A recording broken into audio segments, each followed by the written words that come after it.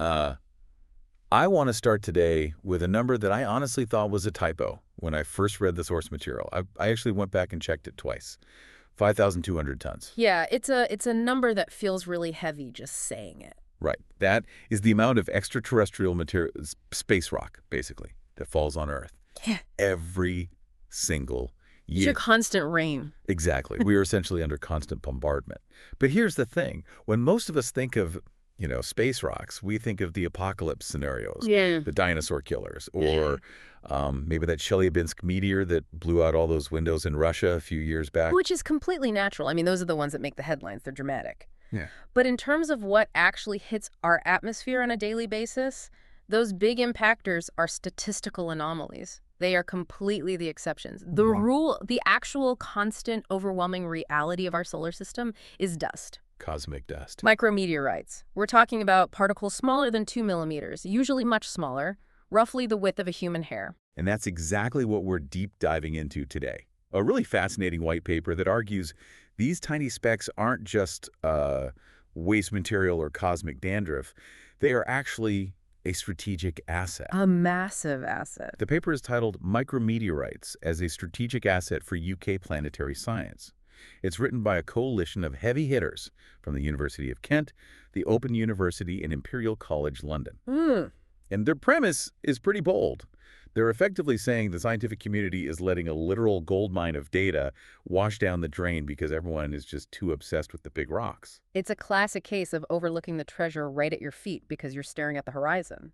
This paper is a manifesto, really. It's telling the community that if we want to understand the origins of the solar system, or even the deep history of our own climate, we need to stop looking for boulders and start looking for dust. So let's unpack this, because I think you, the listener, might be a little skeptical here. As a rock is a rock, right?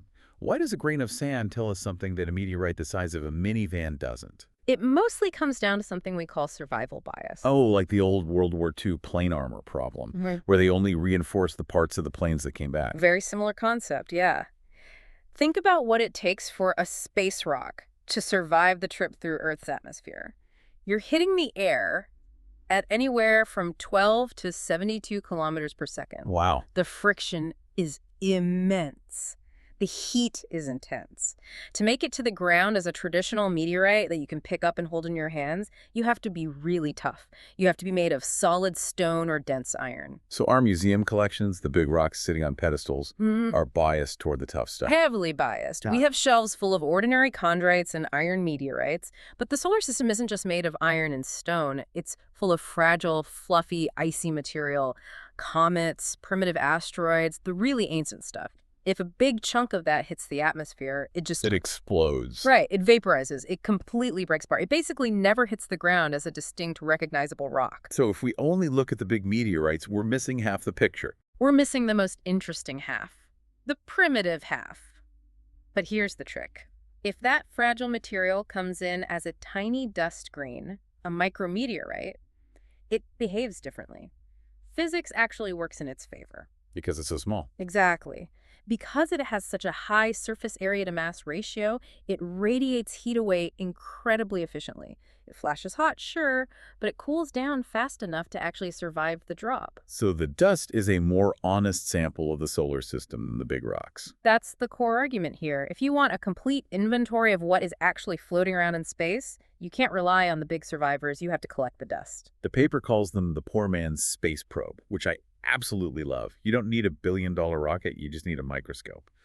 But there's a specific application here that I found completely unexpected. They aren't just talking about exploring space, they're talking about exploring Earth. Right. This is where we completely bridge the gap between geology and astronomy. They call them fossil micrometeorites.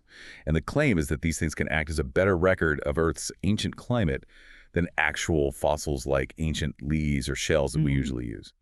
How does the space rocks tell us about the weather 2 billion years ago? It is a totally fascinating mechanism, but we do have to get into the chemistry just a bit to understand why it works. It relies on a specific type of particle called a cosmic spheral, specifically the I-type. These are tiny bits of iron nickel metal from asteroids. Okay, so picture a piece of metal floating out in space. It's in a vacuum, no oxygen. Zero oxygen, just pure metal. Then it hits Earth's atmosphere. It heats up to maybe 1,500 or 1,600 degrees Celsius and melts Yeah. into a tiny liquid droplet. And because it's hot liquid metal screaming through an oxygen-rich atmosphere, what happens? It rusts.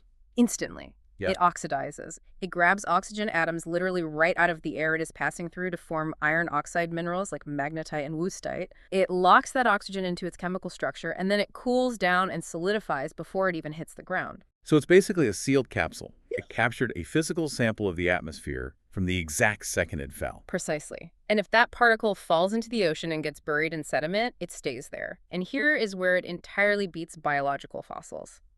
If you're trying to guess what the carbon dioxide levels were in the Cretaceous period, you usually look at fossil leaves, specifically the stomata, the little breathing holes. Right, I remember this from biology. Fewer holes means more CO2 in the air, generally. Generally, yes. But organic matter is fragile. It rots. It gets cooked by geological heat deep underground, a process called digenesis. It changes chemically over time. After a few 100 million years, the data gets very noisy. But an iron oxide sphere, it's essentially a little ceramic bead. It's chemically inert. It sits in the rock for billions of years, completely unchanged. So how do you actually read the CO2 level from a microscopic piece of rust? You look at the oxygen isotopes inside it. This is really the technical heart of the strategic asset argument. It involves measuring something called the delta 17O anomaly. Okay, we need to break that down, because Delta 17O anomaly sounds like an artifact from a sci-fi movie. It really does. So oxygen has three stable isotopes, oxygen 16, 17, and 18. In the lower atmosphere, where you and I breathe, the ratios of these are pretty standard. But high up in the atmosphere, specifically in the mesosphere where these micrometeorites are melting, something weird happens. When CO2 interacts with ozone under ultraviolet light, you get a specific type of fractionation. Fractionation meaning the ratios shift. Great. The mix of isotopes changes, Yeah. and it changes in a very specific way based on exactly how much CO2 is present up there. So the chemical flavor of the oxygen high up in the atmosphere is directly linked to the global CO2 concentration. Since these micrometeorites capture that specific oxygen, they lock in that flavor forever. Wow. So you take the little bead to a lab, measure those oxygen isotopes, and you can back calculate the CO2 levels of the ancient atmosphere. Exactly. And this isn't just theoretical, right? No, and that's the key part. The white paper highlights a joint UK-German collaboration that actually pulled this off. They extracted micrometeorites from sediments dating back to the late Miocene, which is about 8 million years ago, and the late Cretaceous, dinosaur times, about 87 million years ago. The CO2 numbers they got from the dust matched the established climate models perfectly. So that's the proof of concept. It completely validates the method. And now the proposal is to go much bigger. They want to create a full stratigraphic time series, basically go through layers of rock look at the Carboniferous period when the first massive forests appeared, or the PTM, which was a massive global warming event, and extract these beads to get a precise read on the atmosphere during those critical global shifts. It's almost like having a weather station that has been recording for 3 billion years. I think the paper mentions finding these in Archean sediments. That's nearly 3 billion years old. It totally rewrites what we know. For a long time, we've just had to guess about the early atmosphere because the biological proxies simply don't exist that far back.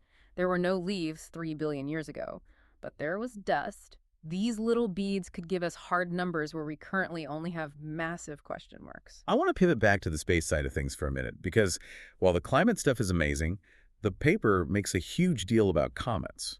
We talked earlier about how fragile comets are and how they burn up. Right, and comets are the holy grail for a lot of planetary scientists. They are the pristine leftovers from the very formation of the solar system. They haven't been melted or processed like planets have. They hold the original recipe of the solar nebula. But they're incredibly hard to catch. Extremely. We've only sent missions to a handful of them, mostly just flybys.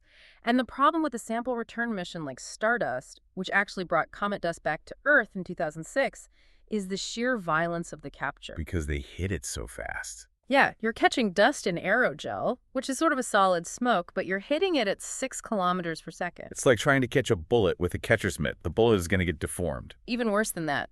The extreme heat generated upon impact alters the organic molecules inside the dust. You lose the delicate structure, you lose the context. But there is a place on Earth where these particles land relatively softly and are kept in a deep freeze. Antarctica. The ultimate clean room. The dust falls gently into the snow. The snow gets buried and turns to solid ice. It never melts. It never sees liquid water. If you go down there, dig up the snow, and melt it carefully in a lab, you find things that you just don't find anywhere else on the planet. This is where they talk about UKMs, which is honestly a terrible acronym for something that sounds so incredible. Ultracarbonaceous Antarctic micrometeorites. It is definitely a mouthful, but these are the fluffy cometary particles we talked about earlier. There's also the chondritic porous ones, which are glass-rich aggregates. What makes the UK so special compared to a normal rock? The carbon content is off the charts.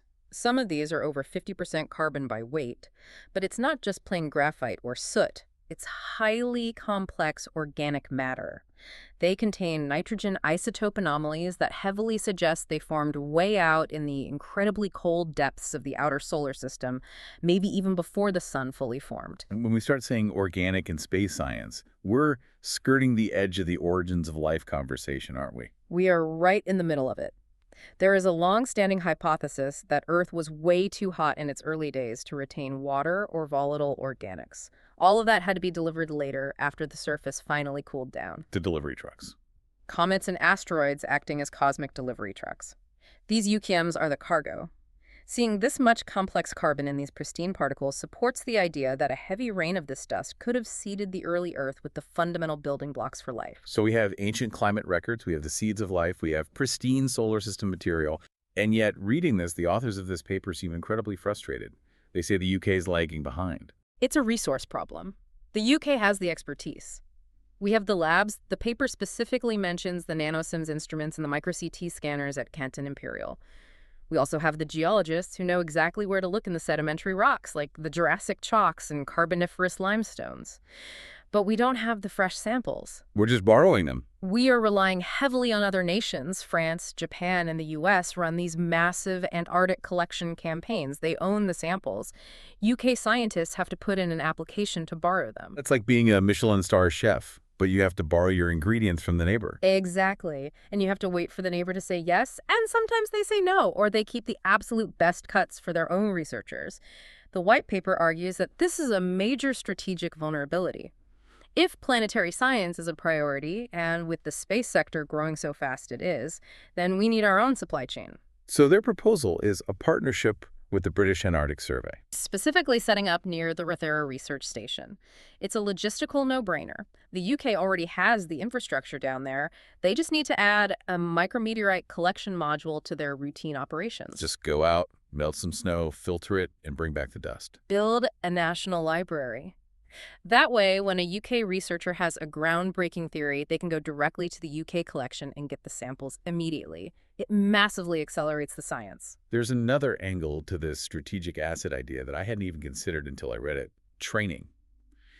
The paper makes the point that you really don't want a graduate student handling a sample from the OSIRIS-REx mission as their very first job. That is such a practical concern. Missions like Hayabusa 2 or OSIRIS-REx cost hundreds of millions, sometimes billions of dollars. They bring back maybe a few grams of material total. That dust is worth way more than diamonds. So much more. You literally cannot afford to lose a single grain because of static electricity, or sneeze on it, or accidentally crush it with a pair of metal tweezers. You need intense muscle memory. You need technicians who are completely comfortable manipulating microscopic particles. And these micrometeorites are essentially the flight simulator. Exactly. They are physically very similar to the asteroid samples. They're small, sometimes very fragile, incredibly hard to manipulate. If you train a whole generation of postdocs on Antarctic micrometeorites, which are extremely valuable but not strictly billion-dollar valuable, you build a highly skilled workforce that is ready for the really high-stakes missions. It's about building capability. Yeah. I noticed that was a huge buzzword in the paper. It really is. And with the UK leading the upcoming Comet Interceptor mission. Which is such cool mission concept, parking a satellite out in space and just waiting in ambush for a fresh comet to fly by. Right. That's a great mission. But that satellite will only send back digital data, spectral lines, photos. To understand what that data actually means, you need ground truth. You need a physical sample in the lab that looks exactly like what the satellite is seeing millions of miles away. The Antarctic cometary dust is that ground truth. It's the Rosetta Stone for the mission.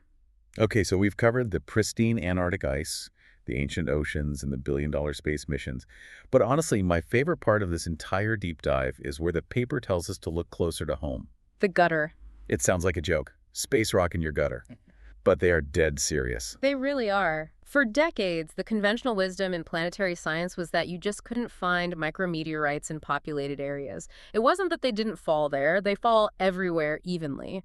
But the background noise was considered too high. Like pollution. Industrial dust, shingle grit, rust from car brakes, fireworks. The signal-to-noise ratio was thought to be impossible. Finding a cosmic sphere in a city was deemed essentially impossible. Until a Norwegian jazz musician proved everyone wrong. John Larson, a true amateur scientist in the best possible sense of the word. He systematically figured out a way to distinguish the cosmic dust from the industrial sludge, using nothing but simple magnets and very specific visual identification criteria. The paper mentions this has actually exploded into a massive citizen science movement. It has, and this isn't just, fun science for the kids. This is actual data that professionals need. Why, though? If they can get the perfectly pristine stuff from Antarctica, why do they want the dirty stuff from my roof? Flux. Yeah. We need to know exactly how much dust is falling, and if that amount changes over time or by location. A few scientists in Antarctica can only sample one tiny spot on the globe. But if you have 10,000 school kids collecting from rooftops all over the UK... You essentially have a planetary scale sensor network. Exactly. You can map the continuous distribution of incoming matter. The paper mentions some great projects like Asteroids Do Look Up and Deep Space to Deep Impact. There was even a viral TikTok guide by Dr. Stephen Grimes showing people how to find them that got over 500,000 views. That's wild. 500,000 people looking for space dust. Yeah. But I imagine it's not as simple as just dragging a magnet through a puddle and you're done. Oh, it is extremely tedious. You get a ton of false positives. Welding sparks, old steam engine ash, they all look just like little metal spheres to the naked eye. You have to use microscopes to learn the specific textures of a true micrometeorite, the barred olivine texture, or the very specific way the magnetite crystallizes on the surface. But once you see it... Once you see it, And think about the profound connection that creates. You are literally holding a rock that traveled 4 billion miles, survived atmospheric entry at cosmic speeds, and happened to land on your house. It completely democratizes the cosmos. You don't need a PhD or a telescope to touch the solar system. You just need a sieve and some patience. And that is maybe the final strategic asset they're arguing for: inspiration. You can't hand every kid in the country a piece of the moon. So you might actually be able to help them find a micrometeorite in their own school playground. That is what creates future scientists. It's an incredibly compelling argument. The paper really convinced me. It's low cost, high reward. We have the technology. We just need the coordination. And the baseline funding to keep the lights on for the collection campaigns. Compared to a space launch, it really is pennies. Before we wrap up today, I want to leave you, the listener, with a thought that struck me when we were discussing those I-type particles earlier, the little iron ones that trap the oxygen from the past. The climate snapshots. Right. We established that this process is happening right now, tonight, while people are sleeping. Several tons of material will fall tonight, yes. And those little iron particles are melting, oxidizing, and trapping our atmosphere, the atmosphere of right now. That's correct. They are locking in the exact isotope signature of the Anthropocene, the highly elevated CO2, the specific chemical mix of our industrial age. So we are currently creating the geological record for the deep future. We are. These particles are settling on the ocean floor and in the soil right now. They are being buried in the sediment as we speak. Millions of years from now, if humans are long gone, and some other intelligence, or maybe our distant descendants, digs up the sedimentary rock from the human era, they won't just find our plastic waste. They'll find these micrometeorites. And by analyzing the rust on those tiny spheres, they will know exactly what we did to the atmosphere. It's a high-fidelity, indestructible recording of our exact presence on this planet. We're literally writing our history in rust inside a speck of dust. It's a very sobering thought, but also an oddly beautiful one. The Earth never stops recording. That's it for this deep dive. Whether you're a geologist, an astronomer, or just someone looking at the dust on their windowsill a little differently today. Thanks for listening. Keep looking up. And check those gutters. You never know what you'll find.